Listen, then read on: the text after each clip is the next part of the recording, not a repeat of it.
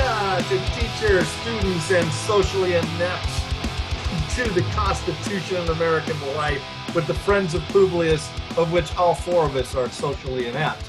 If you were, Mr. Moore looks offended there. So, but we'll save that conversation for a later time. Today we will be presenting, I believe, our 11th episode, where we will discuss the power of the presidency, the evolution of the executive branch, and whether or not there are effective checks on the imperial branch, as I call it. We are taping this program on the day that the United States begins its long or short journey in the world's blood, or world celebrate the petrostate, or the world's we love authoritarian cup. Most of you know it as the World's Cup of International Football. Today we had, I get on the edge of your seat, a 1-1 tie as the United States showed its true character in the second half and folded like a flan in the cupboard there. But we still have, I think, an outside chance of making it to the next round if we can score 9 goals against Iran, if I understand the process there, and don't allow England to score 9 goals. There. Professor Moore is our expert, a former soccer coach himself. Am I right on my analysis there, Professor Moore? I'm not. No. What did I miss? About it, just about everything, frankly. But it doesn't matter. It doesn't. No, wait, I'm sorry. That was bad. I'd like to push back a little bit on that, David. Which part? Which part would you like to push back on there? All of it, yes. Okay. Well, I think it's they get like 8 days rest before the second game. I mean, really? Friday. Oh, is it Friday? Yeah, okay. Friday. Yeah, I don't. Maybe you should know that kind of stuff before you wax eloquent about the World Cup. No, why? That would be inconsistent with my with my fundamental character. I never speak with knowledge and intelligently. I always Dave didn't do his homework. No, not on the world. Here's the problem: being retired, every day is a Saturday, and you don't pay attention to the calendar. So I glanced at it. I thought it said sometime in December or whatever was the next match, and obviously I misread it. Time for my eye check there. So again, in this episode, we are hoping to shine some light on the presidency and Alexander Hamilton's notion of energy in the executive, which has come up quite frequently for me as I travel around working with some We the People teams. We are also hoping to explore the evolution of this institution known as the executive branch and just how far it has moved away from the framers' vision, if at all. Lastly, we are hoping to provide you a report card assessing the effectiveness of both the legislative and judicial branch's effort to check the power of what I call the imperial branch. So let's get to it by beginning our discussion with the oldest senior member of the Friends of Publius, Professor Tim Moore. So Professor Moore, again, I hope you're nice, warm, and cozy there in the great Northwest land, the Old West.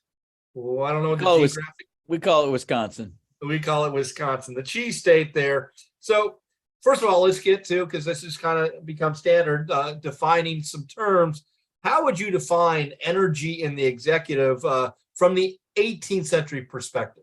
As Hamilton talks about this energy, all right, I'm just wondering from the 18th century perspective, how did they understand that?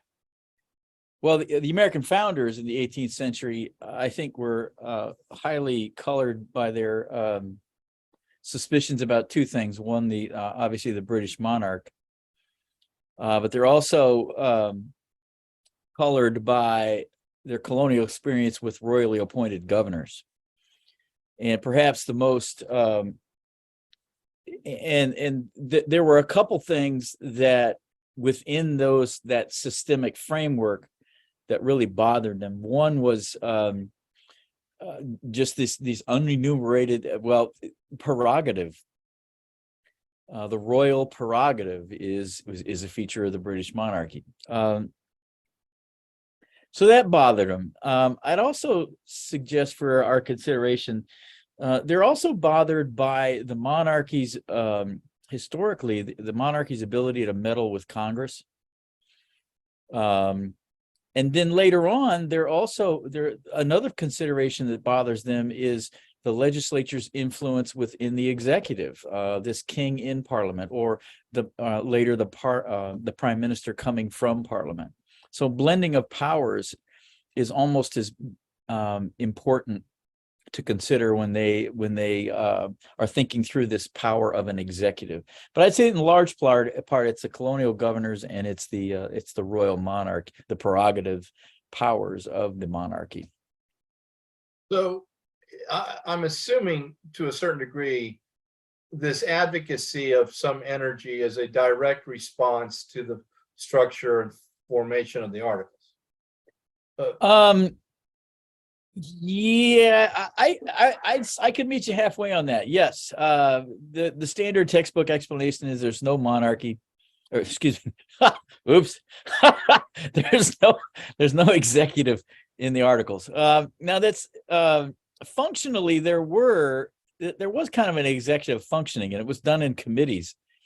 The Articles Congress set up all kinds of committees and put people in charge of those committees.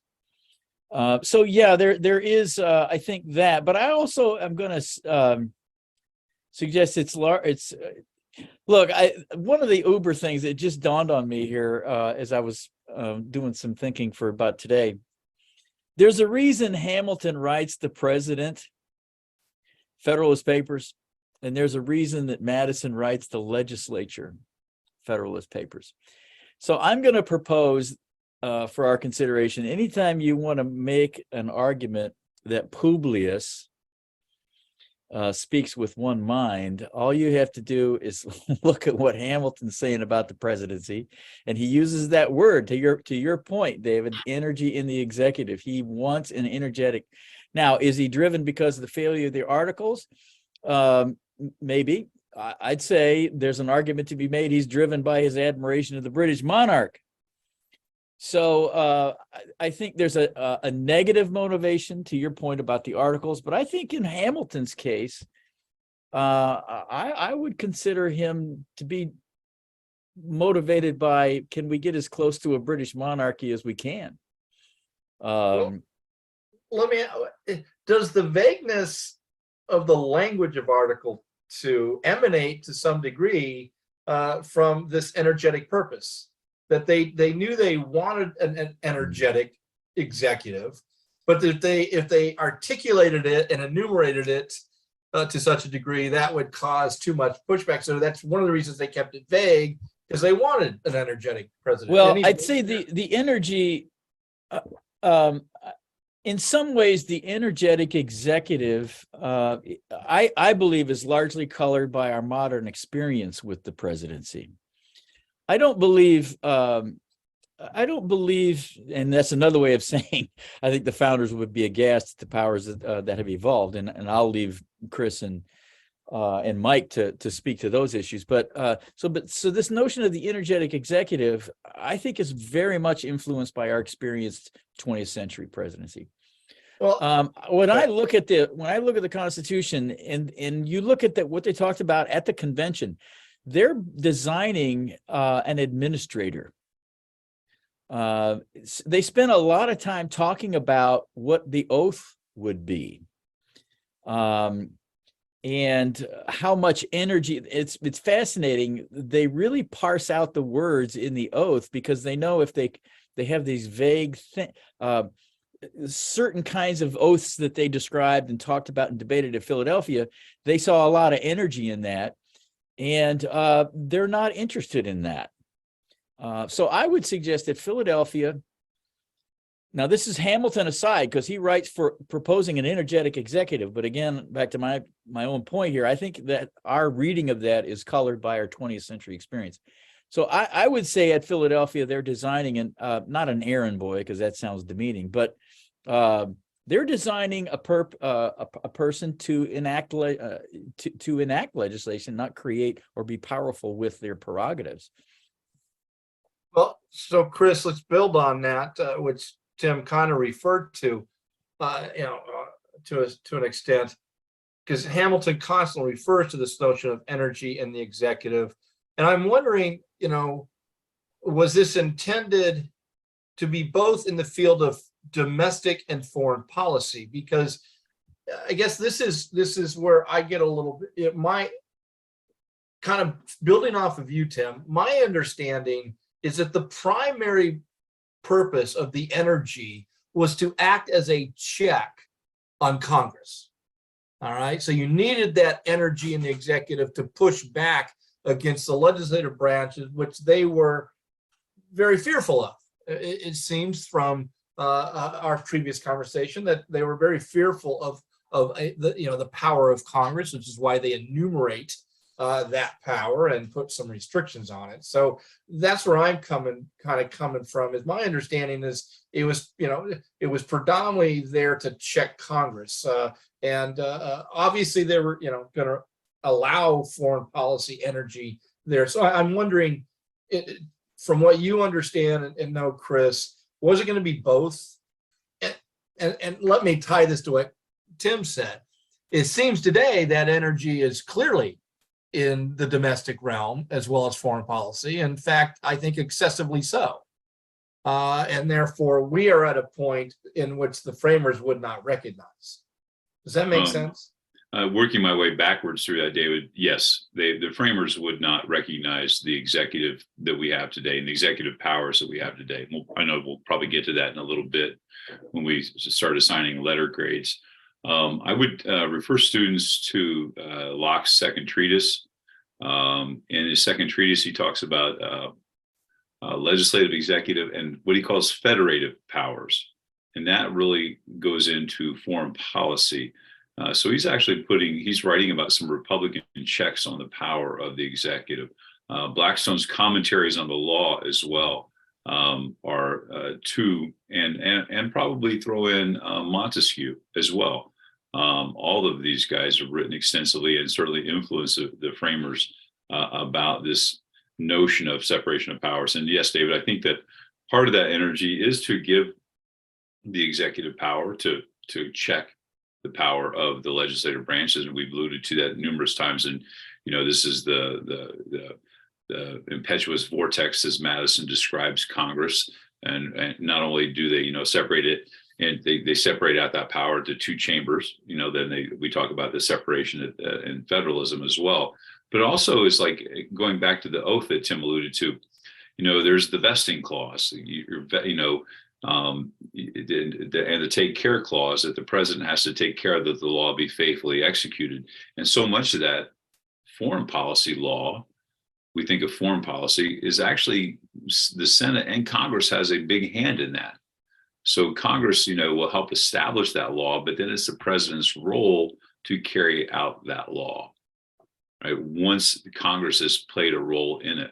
And I'm kind of with Tim a little bit. I had a professor once in DC describe the presidency as nothing more than a glorified clerk, because Congress is going to have the power, and then we're going to have the president carry out this law. This whole idea of the take care clause in the presidential oath.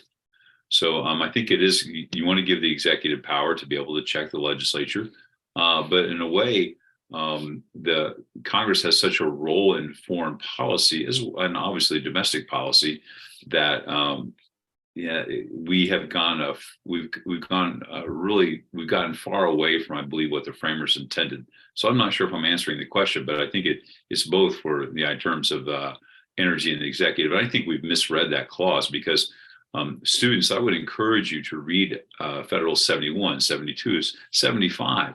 They're written by Hamilton, and he, we lay this whole idea of this unitary executive at the feet of Hamilton because of one cherry pick quote about energy in the executive. And he writes about the roles of Congress in instituting these powers. So I think we misrepresent that whole quote with about energy in the executive. It's one more point about the convention. I looked over this again this morning, and I was shocked at how many days they wrestled with this council dynamic. And I think it was Elbridge Gerry proposed that this this council advising the president should be made up of the vice president, the chief justice, and members of the legislature. So that, I mean, now the irony is you're going to combine powers to check a power. But they spent a lot of time thinking about the council as a check within the executive to prevent that energy. And is that not one of the reasons why they rejected that, is by having numerous people function collectively, you diffuse power? Well, or the condens, I guess in a way, the separation of powers carries the day. And having that council, and that's modeled off the New York pattern when they had a council of revision, and it was made up of the lieutenant governor, the upper house, and members of the New York judiciary. So a lot of their discussion was centered around what New York had done. And the irony is that New York still had a very powerful governor. And so, yeah, I mean, there's an irony there, but they really spent a lot of time thinking about the possibility of a council being a check on. And I would just to dovetail on with that too, students, if you're diving into Federalist papers, make sure you're checking out 47 through 51 by Madison. They're kind of a package deal when you start talking about separation of powers, because and Tim will correct me here, but that's one of the concerns is from the Anti-Federalists that the new Constitution is not Montesquieu enough. The idea it doesn't separate out powers enough, and Madison through 47 through 51 tries to explain, well, what he's looking at is the British Constitution, and let me explain to you how our Constitution does this job, because you can't actually totally separate out these powers. Right. So, Professor Williams, Chris kind of made reference to it, and kind of here's my point of view. It seems to me that modern political and academic thinkers, and I'm broadening that maybe more than I should, have hijacked Federalist 70 and other works to create this idea of a unitary executive with, at times, unlimited power. So I don't know if maybe you can explain what the unitary executive theory is, and do you agree with my assessment that this is really hijacking, which is, I think Chris kind of infers there, all right, this language in the Federalist Papers to create an executive that really was not on the minds of the framers? Yeah, I would agree with that. I guess I would frame it as, to some extent, it doesn't matter how vague or how specific a formal constitution is, there's going to be politics involved in terms of who is actually going to exert power. So that's something that every country goes through, and I'm happy to talk more about other models on that. But so yeah, to the extent that those who believe in the unitary theory of the executive, which taken to its extreme form, and the different advocates of this over time have been Vice President Dick Cheney, Counselor John Woo, Justice Scalia. And this has been this idea that a reading of Article 2, Chris mentioned the vesting clause, the take care clause, along with Hamilton's argument in Federal 70, that the executive has power to basically kind of ignore Congress when the president seems fit. Like it completely kind of blows up this notion of a separated system, right? And to some extent, I mean, I don't believe that's a correct reading of Article 2. And as we've pointed out on numerous program students, the Federalist Papers, propaganda is a strong word. They're political arguments. And if you get something out of what's already been said by Tim, Dave, and Chris, it's that look at the Federalist Papers as identifying the debates instead of saying, oh, Hamilton said it, so that's the right interpretation. That's not the right way to read the context of the Federalist Papers, although it is beneficial for a Vice President Cheney to argue, well, look, Article 2 says power is vested, the take care clause, and we have Hamilton. So you can you can solidify your political argument in a historical basis in the text. And anytime you can come up with a quote theory or something that sounds like it just justifies your power play. And Dick Cheney was doing this before he was vice president. I mean, the first time he really talked about the unitary theory of government as or of executive was the Iran-Contra scandal, when he did not accept the majority sort of report that the president had overstepped his bounds in Iran-Contra, and as part of the Republican minority on that committee wrote a minority document that said, no, the president has the authority to ignore laws of Congress and give money to anyone he or she wants, because that's what the president can do. So that was back in the 1980s. So well, I'm wondering, you kind of opened a door for me. I'm wondering, does anybody know the genesis here, how far back this goes? Because I thought Cheney was kind of talking a little bit about it when he was chief of staff to Gerald Ford there, but does it predate the 70s?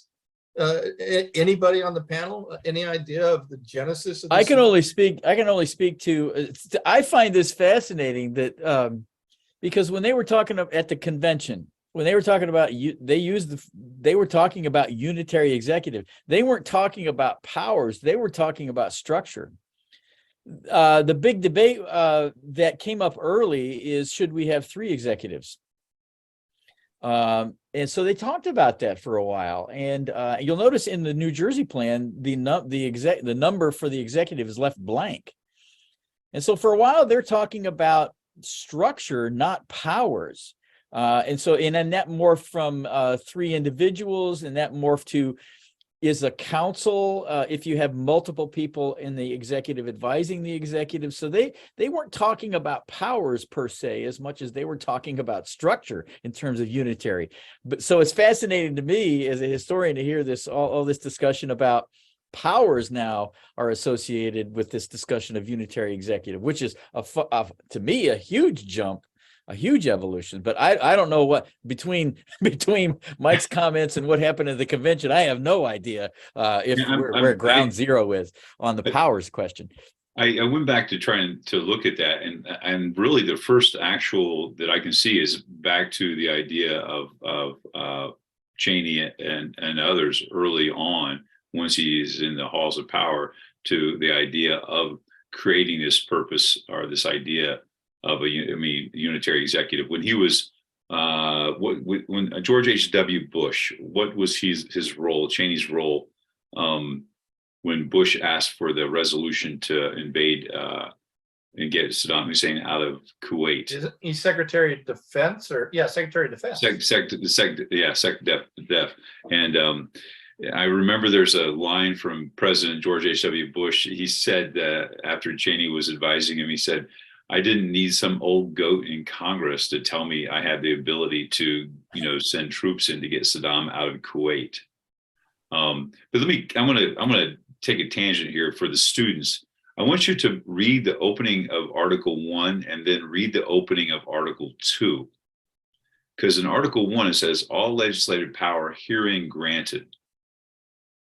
And I think that's very specific. And if you read the beginning of Article 2, the executive power shall be vested in a president. And the beginnings of both of those articles, I think, I'm not sure what to make of it, but I think when you talk about all legislative power herein granted, and then you talk about executive power shall be vested. Well, what in the world is executive power? Yeah. I want to add to what Tim said in terms of many political systems today, and this is what British system does. They have executive power is split structurally in terms of like a head of state and a head of government. Yeah. And at the time of the founding, Tim and Chris, correct me if I'm wrong on this. I mean, the model had been before that is that either the monarch had all the power, but Britain now is transitioning to where the prime minister is starting, like parliament is sovereign and the prime minister is the head of parliament, right? So there's this like sharing of that executive power. And a lot of countries today, that's the choice they've made. They have a president that is kind of like the symbol of the nation. It's ceremonial. This is the person that will go to the World Cup, go to funerals, do that kind of stuff. And then there's the actual person who day to day is making decisions. And so I think that Tim's point is good and just on the structure of that. And then my second point was that I think what happens between the founding and the 20th century is, I mean, this is kind of obvious, but the political, social, and economic context changes so radically and so quickly throughout the 20th century that all of a sudden the risks to the country, the decisions that have to be made, the speed in which they have to be made, is the president was already exercising, in my opinion, more power than the founders envisioned way before anyone came up with the unified theory of the executive theory. That theory is catching up with, it's trying to justify a reality that we're already at. And we got there beginning, I would argue, with definitely FDR, some would argue TR, right? And then moving all the way through World War II, and then we get to Vietnam and Watergate, and now we're stuck with this president that is exercising a lot more power. Some want to push back against that. Others are like, no, this is what we want. So you make up an argument to justify where you're at already. Well, I think, that's somewhat the context of Cheney himself. Is he starts in the House of Representatives. He's in the 1970s. He's chief of staff under Gerald Ford. And it's a time period in which there's a minor retraction of executive power because of the abuse of power by Nixon. And he sees that as problematical. He sees, that allowing Congress to get back those reins of power in the world that he inhabits, he sees that as problematical. And that's where I think is somewhat the genesis of that, is trying to get back power that, I think you said it well, Mike, that probably starts with TR, has a little bit of blip in the 20s, but FDR really takes it to another level there. And Cheney is somewhat, I'm going to use the word frightened, probably bothered by the fact that he sees some exertion of congressional power there. And so, you kind of touched on, Mike, and I'd like to do a deep dive if we can on this question, Professor Moore, and it is the evolution of this office. I read, and I need to start writing this stuff down because I'm terrible on remembering titles and authors. But I read something, and in fact, it was on my shelf that I had when I was doing my master's degree on executive power, which I never actually finished, but because I was so enthralled with it at the time. But that the evolution is just natural. It's natural in all societies. The minute you created an independent, a separate branch that's going to be called executive, president, grand poobah, whatever labels you want to give it, that it's naturally going just to evolve because of human nature into a very strong institution. And others say that the American experience is really circumstantial, that it didn't happen naturally, that there was this ebb and flow, that during certain periods, all right, Jackson or Lincoln, you see a spike in presidential power, but then it's kind of contracts back to a more balance between the two. And therefore, as Mike references the 20th century, circumstances just mandated that institution had to grow. Where are you on this? I'm prone to say that circumstances has driven this. I don't see the text. I mean, I appreciate your questions about does the vagueness of the text mean that this is going to evolve, but I would say the circumstances really drive it. And we've already, and I don't forget Polk. I mean, with that declaration, that quote declaration. I never go to bed, Tim, without remembering James K. Polk. I mean, he's a remarkable president. Yeah, he's a remarkable president. I mean, that whole declaration of war with Mexico was quite remarkable. And that's one of the anti-federalist fears. You give this executive the military, and it's going to wander into all kinds of problems. And no greater example is how Polk orchestrates, Mexico firing the first shot, so to speak, but he sends them down to a disputed territory. So don't forget Polk in terms of this these circumstances, and TR floats the Navy around on all these ports around the world. And so I'm prone to say, I mean, and holy cow, I mean, there's a whole library industry on Lincoln's presidential power in terms of during the Civil War. So I'm prone to say that events have caused this. And I'm intrigued by this idea that we're all culturally bent to have a monarch is kind of what I hear you saying between the lines there. Maybe Mike can speak to that more than me, because he's looked at things comparatively. But I'm on the side of history has determined this evolution more so than the open-endedness of the text. I'm going to go, Tim. I'm going to go along with you on circumstances, but I think we have to, and Mike alluded to this earlier. We have to throw in politics as well and party loyalty, because Polk doesn't get away with that, without support in Congress. TR doesn't get away without supporting Congress. Lincoln, obviously, he's not going to get a lot of pushback in Congress. And Lyndon Johnson with the Gulf of Tonkin. Oh yeah, from James K. Polk straight to Lyndon Johnson, right? Let's create some type of problem. And then, give me the power. Yeah, right? But Chris, isn't that, and when I mean, kind of by nature, it's human nature. And our innate desire for paternalistic government. And I look at presidential, is there any presidential kind of system that exists in the 20th century that doesn't turn in? Whether France. Well, here's what I'm saying about politics in this, David, is like, who's going to go against Johnson when he's talking about, hey, we had some ships, they were just out in this Gulf of Tonkin, they're minding their own business and they're fired on. And then privately he says, for all I know, we were shooting at whales out there. Yeah, but that's at the very peak of this paternalistic, evolution. But that we have turned the president into a daddy figure. Well, FDR. I think Ted Lowe, that presidential historian, said everybody wants him to be the Wizard of Oz because he's going to have something in that black bag for everybody, right? There's a great line from Theodore Lowe about the presidential power. My idea about politics is what congressman in his right mind, or a congresswoman in her right mind, is going to say, hold on, Mr. President, where's the evidence that the Nueces was the border and not the Rio Grande? Right? No congressman is going to, when a president wraps himself in the flag, no congressman is going to challenge that. And I think that in a cultural context, it manifests destiny. So the culture's, I think, driving that. And Tim, one of your former senators, Russ Feingold, is one of the people that challenged during the war on terror, right, and the Patriot Act. And what happened to him? He did not get reelected. So I think politics enters into it in terms of not only party loyalty, but Congress, saying, hey, the president, take care of it. Mike?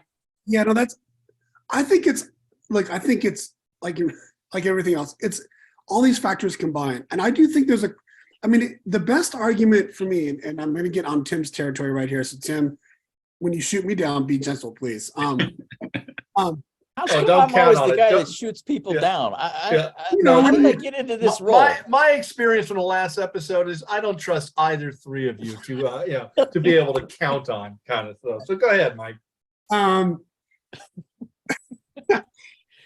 Thinking back to our very first president, George Washington, right? And I forget, I'll put in the notes, the book. There's a poli-sci history book about the making of the symbolism around George Washington. And it wasn't something that was elite led. It was led by ordinary people, both during his presidency and definitely after he died, right? And while Washington was an individual who had the ability to resist that, like he didn't have that ambition that I think most of us have, I think we see in that history a public that was waiting for him. We have all the pageantry, the song, the symbols of a monarchy from the beginning, even before there is a nuclear weapon, before there is all these other threats. And I do think it's cultural, and I don't think it's unique to the United States. I think this is something that maybe exists beyond the United States, just in terms of how people think about leadership, especially when the world is risky, and especially when they're looking for accountability to get things done. So I think students looking back to how the public perceived Washington, I think is an interesting case study to think about circumstance versus sort of culture. I think as you were talking, Mike, it brought to mind two things for me. Number one, some of the Anti-Federalists, they were suspicious of the district. They saw the district of this future seat of government. They saw the district as a French court. This Versailles. is where so to this trappings and this cultural milieu of wanting a monarchy. So they extrapolated that would evolve to be no different than the French courts or the European courts. And also, I wonder, when you mentioned that apotheosis thesis of Washington, it's not hardly anybody reads the first treatise of Locke. But for, I don't know, Chris, is it 200 pages? Filmer, Locke is going after Filmer, who essentially is saying paternalism, to your point, David, that within people, there's this desire for a paternal figure. And he argues from Old Testament and all the way back to Adam and Yahweh himself. So there, and Locke was recoiling against all this, but that's I think that goes directly to your point, David, that there is this deep-seated desire for a paternal care figure. Right, Well, and so go ahead, Chris. I'm sorry, just on from the cultural aspect, and I love to contrast the inauguration of Washington to the inauguration of Jackson, because here's Washington, New York City. They've got kids on barges and choirs and people out in their finery and they're singing, and it's all you can almost see him coming down from heaven. The great general to take over the presidency and lead us, and everybody knew he was going to be the first president anyway. I don't think that was a big secret out of Philadelphia. But then fast forward to Andrew Jackson, and the White House gets trashed. I mean, it's just like party on, hard cider, all kinds of booze. I mean, where they have to take Jackson out through the side window because he's going to be, not ravaged by the crowd, but they're in their zeal to get next to General Jackson. So I don't know what changes other than the fact that more people get to participate in the process. But I don't know if that brings the presidency down a notch, or But there's a pushback on that. I mean, and again, yeah, I know Mike's been to multiple inaugurals in his life there, but now there's a very formal, process to it, and I don't know if it's all a reaction to the age of Jackson and stuff like that, but there's pushback to it, and a couple other things I want you guys to maybe comment on. One is it seems to me, I was looking at Carolyn Kennedy's book, has a number of presidential speeches. I have another book of presidential speeches, especially back in the 19th century. Presidents used to use the term we, not I. And somewhere along the way, along this evolution, it became I instead of we. And I'm hoping maybe you guys have some insight on that. And I am wondering, to what extent, because as we look at this unitary executive that is defended today in the power of the presidency, so much of it is developed and explodes post-World War II. And it has to do with foreign policy and nuclear war.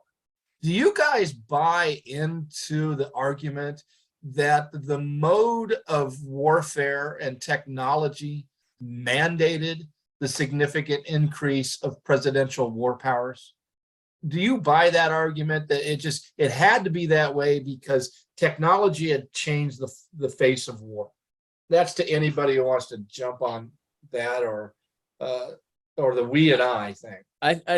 I'm struck by I think it was Eisenhower, one of his campaigns said he was going to reduce bureaucracy in the executive.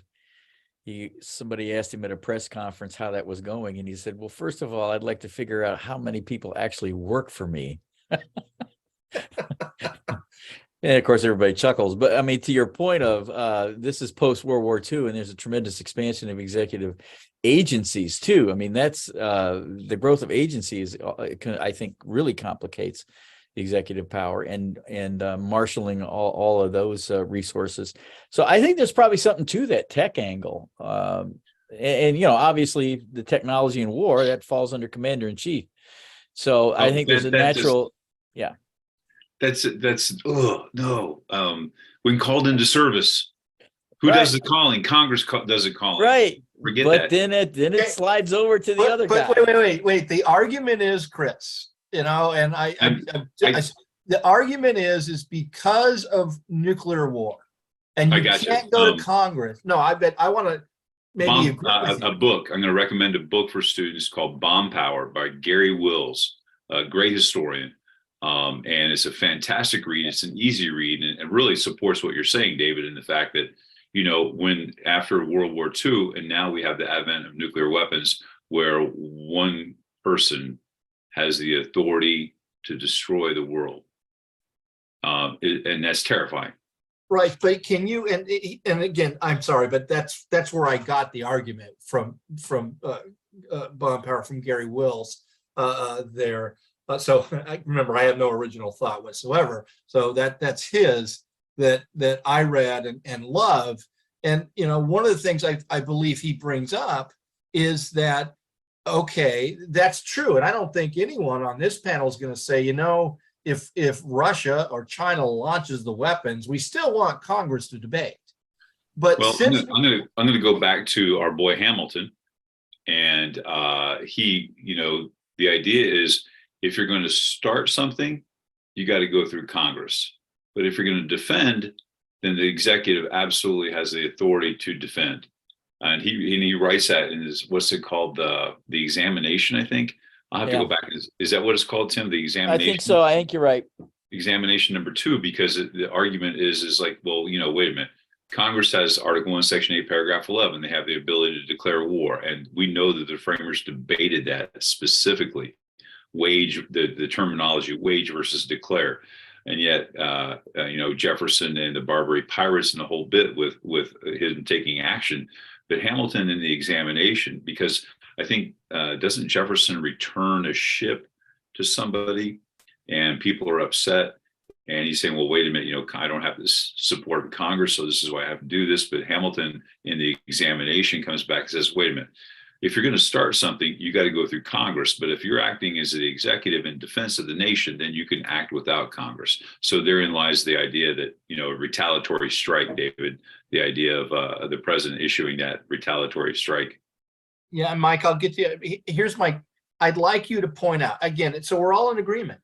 That would be a action in defense of the, you know, we are reacting to an attack on us. Nobody's going to debate that. But can you name me, since World War II, an instance in which the president could not go to Congress?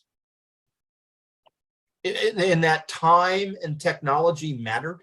Vietnam, Korea, Panama, you know, Grenada, you know, whatever military conflict, you know, Iraq. I mean, yeah, Congress did, you know, but my problem is the justification, because of technology and time, Congress has given that power to the president really to take troops anywhere at any time, you know, is such a shallow, you know, false foundation of an argument, because we have never faced that where the president, I got to do this in 12 hours, even Afghanistan after 9/11.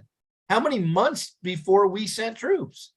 And we're telling me that Congress couldn't deliberate and declare a war? Or is it what you say, they didn't need to because we were defending ourselves? War had already been declared on us, but not by the state of Afghanistan. I mean, right. You see my dilemma with that whole argument, Mike? I'm sorry, go ahead. No, don't apologize. I agree with you, David. I mean, I think this is on Congress. Like Congress can make the declaration when it can have the debate and make the declaration. That's not up to the president to tell them to do that. They can do it, I think, right? And the other thing I want students to point out, to raise here, and I I couldn't do this with every security crisis in the 20th century. But the ones that come to mind, while the president is the person who makes the final decision, right? The president in those scenarios is never in a room by himself making that decision. He is surrounded by advisors. And it seems to me that the two presidents who have shut themselves off from advisors, President Nixon at the end of his administration and President Trump, those were the ones that most people, commentators on the right or the left, were the most afraid. It was like, whoa, this isn't the way we practice. Now, presidents can do that if they want. They could shut themselves off and make a decision without any advice or counsel. But the practice is they don't. So if that's the practice, some presidents do call members of Congress in and have that consultation with them. It's not the formal declaration of war, and maybe it's not enough, and maybe it's whatever. But I just want to point out to students that we shouldn't exaggerate too much that presidents are making these decisions all by themselves. The history is that most of them are making them with a lot of other people around them, helping them make that decision. And those people could include members of Congress if the president wanted to include them. Well, I mean, if you think about it, I mean, all those places you mentioned, David, presidents take action not with a formal declaration of war, but with a resolution passed by Congress, right? And there is Congress, in essence, washing their hands, so to speak, covering their behinds. I think the last formal declaration of war we had was in 1942 by Congress. It's 41. Well, no, there was one in 42 against some. Oh, yeah, you're right. No, you're right. You're right. Nazi allies in Europe, just to make it formal. Yeah. But ever since then, we've taken military action under congressional resolution. And, you know, Mike, I always think of the Johnson tapes, recording his phone calls with Senator Richard Russell, his mentor, you know, and he's doesn't support what's going on in Vietnam, but he's worried about being impeached.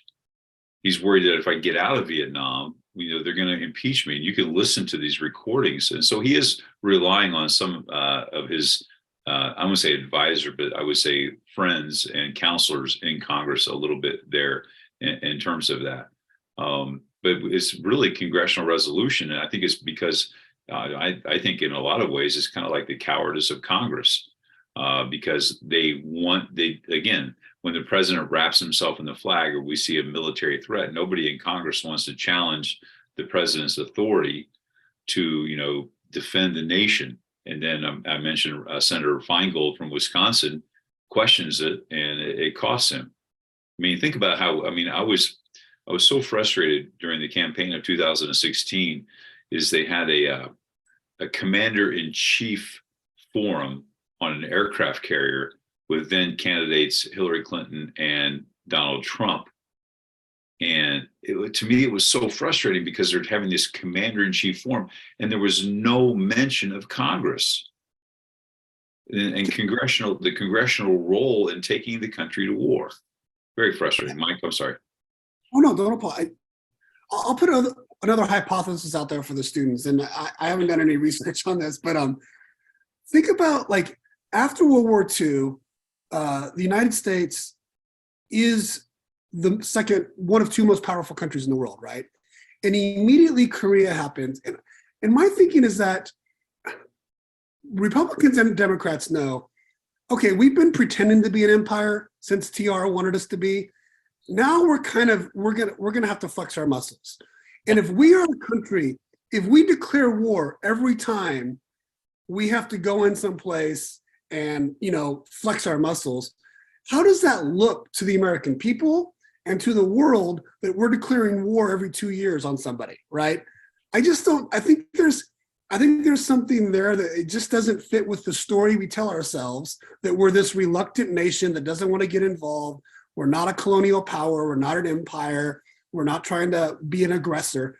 But when you look at the history from World War II on, we're involved in a lot of places. And if we declared war every single time, I just don't think it would be great PR for us. Well, you might be right, but that's a pretty small fig leaf. I mean, yeah, no, I'm with you, because, you know, congressional resolutions, that's fine.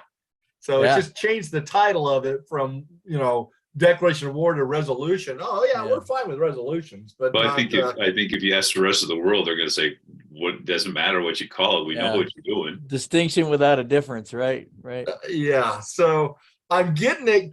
I'm getting the idea, Chris, that on our report card. So I want to grade the other two branches. I gather from your commentary that, and let's just assume that the presidency is a 2-semester course, 1 whole year long. All right. So from 1789 to 2022, my guess is you've given Congress a big fat F. Is that correct? Well, first semester they did pretty good. Second semester, second half, Pretty terrible. good. Again, just to the kids, what grade do I have on this? F, Professor F, Kavanaugh? F minus. So, no, F well, minus, that's an F in the minus. second semester. First semester, what would you give Congress? First semester, I give them a C plus, B minus. All right, so they have a D minus, which stands for diploma. So that's okay, I guess. There. So why a better grade in the first semester? Well, can you point out some examples of why you think Congress did a better job in the first semester than the second Congress semester? and the courts, right? Congress and the courts. Yeah. I like the idea of Ex parte Milligan, the case against Lincoln. Now, granted, when it was decided, Lincoln was dead. So, but it was in 1865. And the war was over. The war was over. But, I mean, it was still, bear with me. Okay. I mean, he gets slapped down by Justice Davis. And Justice Davis was appointed by Lincoln. He was Lincoln's campaign manager for his second run for the presidency. And he gets, go figure, he gets to be justice on the Supreme Court. I wonder how that worked out. But he has some very strong language in his decision about the president and extension of presidential power in times of emergency. And I think that was a very strong opinion. And for a guy that ran Lincoln's campaign, again, war was over, Lincoln's dead, so maybe that's a cop-out. I don't know. But I think early on, you do see some pushback by people, whether they be legislative or judicial. I think as we move into more modern times, I think nature, I'm going to steal this line from Dr. Adler, who's been on our show before, nature abhors a vacuum.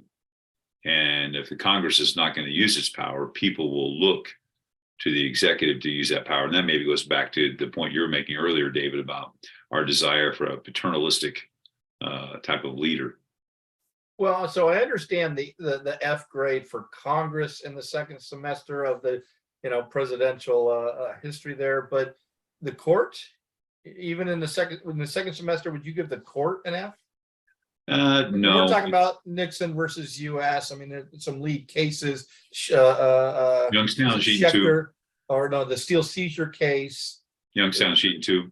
Company, versus Sawyer. I think that was a solid decision in terms of limiting the presidential power, which comes out of the Korean War that Mike mentioned. I would probably give the judicial branch C plus, B minus. Okay, Professors Moore and Williams, you grade a lot of stuff in your lives. You agree with Professor Kavanaugh on this, or? Yeah, generally, I mean, I start to see it going south with Jackson and Polk. So I'm on a Polk train here tonight for some reason. You are. Like you're like the second quarter there. yeah, second quarter. So I'm probably in the same ballpark as Chris on this, but I may start the ball a little. I may start the descent a little. I'm sorry, early. but help me out. I am reading Meacham's biography of Jackson right now, so I may be up to speed, in a month or so, given the speed of reading that I do. But Polk, clarify why you think there's a problem with it. Are you talking about the court and Polk? No, I'm talking about Congress on that. I think they roll over on Polk orchestrating the beginning of that war. So, I mean, totally different than War of 1812. Well, there's a full congressional debate. Now, I understand the timing is, world's a little slower in the early parts of the 19th century. But when you contrast how we got in war with Mexico versus how we went to war with Britain again, totally different because Congress had a role. And interesting, Madison's in the White House during that. So I think that's interesting too, that Madison's in the White House and allows and fosters this full congressional debate. Professor Williams? Yeah, I agree with the grades for Congress. I think I would give the Supreme Court grade, I think a little higher. I mean, the other cases that come to mind are I'm forgetting the name of the three cases that dealt with 9/11. I'm not sure. Yeah. Rasul. Yeah. I'm not sure what the current makeup of the court, whether it's going to be pushing back on executive authority, but I think there are plenty instances where the court kind of stepped in as this anti-majoritarian institution to kind of hold the executive in check. So maybe a B. Those are good examples of the terror cases. Yeah. So, Professor Williams, I know maybe this is a little bit redundant, but it does seem to me that the argument, and this is an international, this is global, not just the United States, that the nature of the world today, as we look to the United States, the size of the country would, the population, I mean, the nature of the threats is that in today's world, it just makes more sense to have deeper and broader executive power than what the framers, imagined in their world. And that we see that globally. Would you concur that it just makes more sense to have deeper and broader powers for an executive amongst nation states?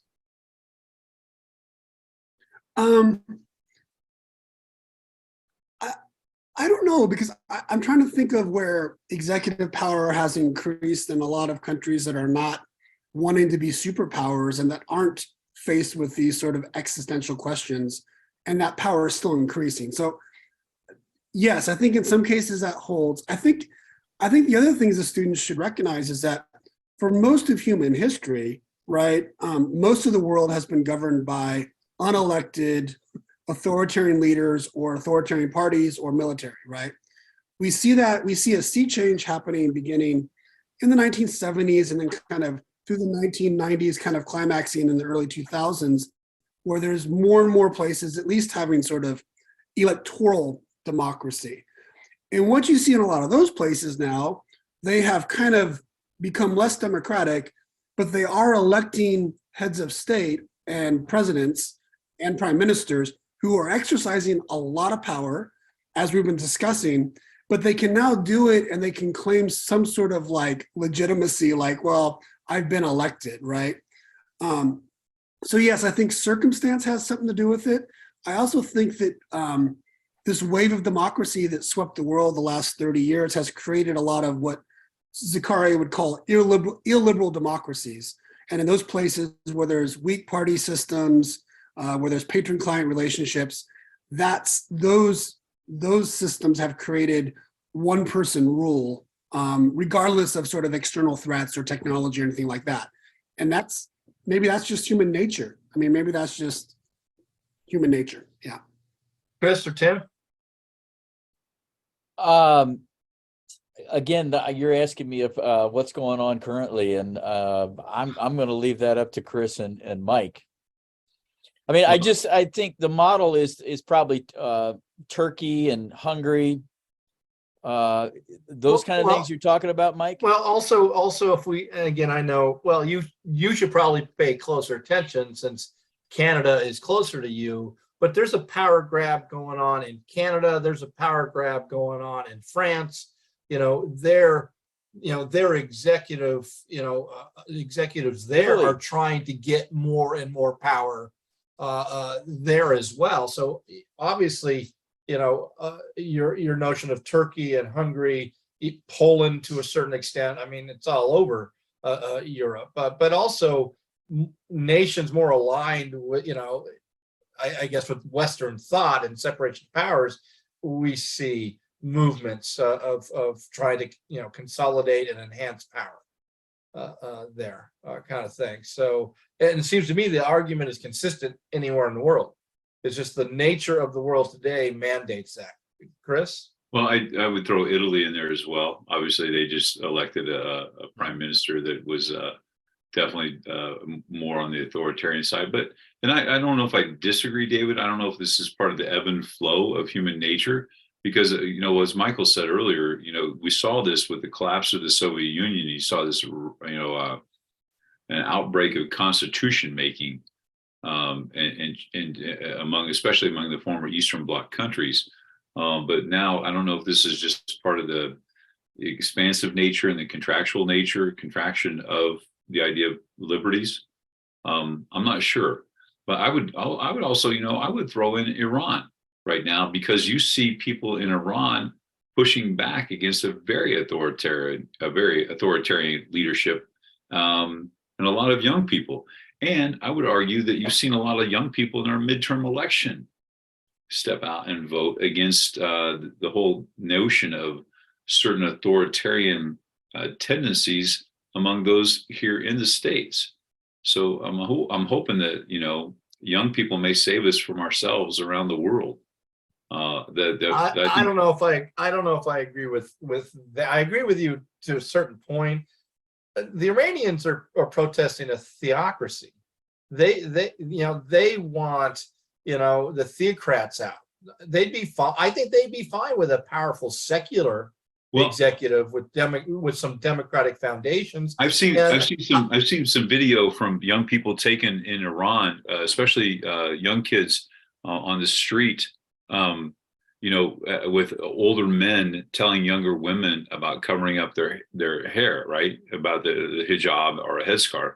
And it's startling that they're younger people, and especially young women in a situation like that, are not going to take it. And they just tell the old men, we don't want you telling us how to run our lives.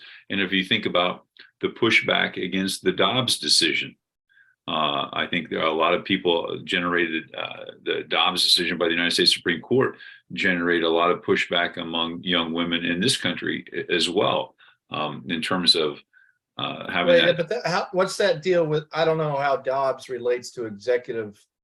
Well, it doesn't. I think it relates to the tangentially in terms of how did these people get on the court, and but they don't seem. They don't see. I don't see an outcry by the younger generation towards executive orders by President Obama and President Biden. All right, they might have been bothered by Trump. Well, because if you look at those executive orders, what have they done? They've tried to better the lives of people. They've not restricted people's access to health care. They've not restricted or rescinded people having a seat at the table. So I think young people are much more forgiving and much more welcoming to people that have different viewpoints. And I know that the Supreme Court is not a representative of the executive branch, but tangentially it is, because those people got on there because of the president. And what you see the court issuing an opinion in this case that doesn't reflect the will of the people. So you see young people turning out in greater numbers in this last midterm election, because I think one of the reasons, and that's not the only reason, but I think the Dobbs decision is one of the reasons. So I think you do see young people around the world pushing back. You saw it in Hong Kong as well. If I have a day where I understand the will of the people, then I can say that it's time for me to exit this universe, and as a happy man, because I honestly don't know what the will of the people in this country is. So we've come to the end, and we're going to follow our tradition and provide some closing comments. And for a rare moment, I'm going to start off here because it's fresh in my mind, and I'm old, and mind is a terrible thing to waste. I do want to point out that I think Professor Kavanaugh and I are kind of speaking the same. He uses the term politics, and I use the term culture. We'll just call that political culture. Students, I do think you really do need to look at the natural evolution. I generally agree with Professor Moore. It's circumstantial, kind of stuff. But I also believe culturally that we want a father figure, and maybe at one time a mother figure there, as some other countries have had mother figures, but a paternalistic or maternalistic kind of society of a singular entity that we can look to. I think that's the magic of Roosevelt, and the act, the tools that he had created that, and that it's grown ever since. Secondly, as you explore this question and as you move on beyond we the people, anytime you hear, all right, an individual running for political office who says, I alone can fix it, or I will do this and I will do this, make sure you check the rule book to see if they even have the authority to check it. I mean, that's what bothers me most about modern elections, especially for the presidency, is they talk about, here's what I'm going to do. Our system doesn't allow the president to do an awful lot independently, all right, of Congress there. So as you go through this, always remember, I think, some founding principles is that we did not, expressly allow an executive branch to have a lot of power. Yeah, I understand executive power is vested, but this notion that I alone, or I'm going to do this and I'm going to do this, no. You should be highly skeptical and critical of that. So that's my thoughts in closing. Professor Williams? Yeah, that was really good, David. I agree with all that. I think I would just kind of add and echo to what you said. I think the students, I know previous episodes, I think all of us have been like, oh, the Constitution is too vague and we should make it more precise and that would help. And in this case, when I look at countries around the world, I think, there's just a difference between formal power and informal power in the way it's exercised. And I think David is good to point out the idea of political culture and what the people actually want and think. And also the individuals occupying those offices really matter. I would just have the students think about, there's a lot of systems, a lot of countries around the world right now have what we call in political science, semi-presidential, because that's the way we roll. We've got a hyphen in there and everything, man. It's so good. And like France has both a president and a prime minister, right? That on paper are supposed to share power. In reality, the president is the top person. In Russia, they have a semi-presidential system, right? And Putin at one time was the prime minister. And when he was the prime minister, that's where all the power was. And then when he became president, that's all the power is. So I think it's important to talk about the formal structures and what people intended, but then to think about the culture, the technology, the circumstances, as well as the individual in that office really matters. And we see that in our own history, right? Individuals in that office can make it really more expansive if that's their will to do so. And with Congress not seeming to be willing to push back at all, that's just going to continue to grow, no matter Republican or Democrat. Professor Kavanaugh. I would agree with both my colleagues, and David, I like the use of pronouns for sure. We forget about it's the we, not the I. I would ask the students in Unit 4 that are preparing for this question to make a pie chart, and we'll go to the old traditional, the three branches of government, all, like that illustration in the textbook, right, are all balanced, even though we know that's not what the framers intended. We know that the legislature was supposed to dominate, as Madison said. So, and draw the pie chart, all three equal branches, 1788, 1789, and then draw that same pie chart today where you think that power exists. And where maybe the public thinks that power exists, and then ask yourself, why has that changed? And I would agree with Tim, it's been circumstantial, and with David, it has been the political culture. And I've said this before, it's the fecklessness of Congress to be able to exercise their power, because there's more party loyalty as opposed to institutional loyalty. I can't say that enough. And so, think about those things when you talk about the evolution of the presidency. And I would challenge you to think about this. Where in 20 years will it be? We're talking about right now, obviously, but where, if this is an evolutionary process in terms of macro evolution, where does it end up? That's something to think about. That's a really good point. And I was wondering, Tim, if you were thinking the same thing. Didn't Professor Kavanaugh just kind of sound like a political scientist there with, pie charts and stuff like that? Yeah, I mean, he's suddenly become a quantifier. I'm a little disappointed, Chris. Pie chart is quantifying? Oh, dear God. It is in my world. Yeah, sorry, with that statistical analysis. I mean, come on. Go ahead, Professor Moore, your thoughts and insights. Yeah, this is, I got to thinking about this today. I'm fascinated by the Federalist Papers. They always talk about the text. When they're describing the presidency, don't worry. A lot of it is a don't worry kind of thesis. And I mean, there's 10 of these that Hamilton writes. And a lot of it is, look at the text, dopey. There's all kinds of checks. And the Anti-Federalists, their approach is, yeah, whatever. I'm looking, it's almost like the Anti-Federalist writings on this they have a crystal ball and they're speculating, well, not what the text says. They're speculating what will happen down the road of history.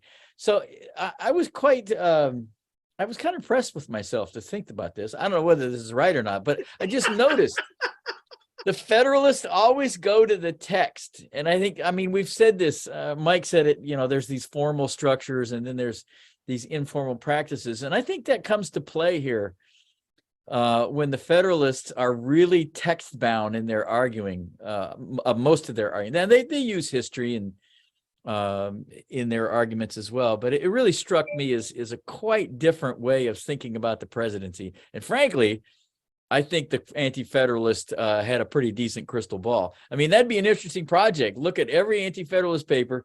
It addresses their fears about what's coming down the road of history and find where in American history that took place. I guess that might be an interesting project to do in thinking about this evolution of the presidency question.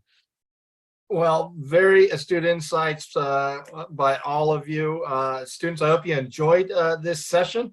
Next week's going to be our last episode of the fall season as we come to the end of trying to help you prepare for a statewide competition. And we're going to end where I think Mr. Moore thinks we should, and that is looking at the founding framing period. And we're going to be addressing the notion of secrecy versus transparency is how I'm going to frame it.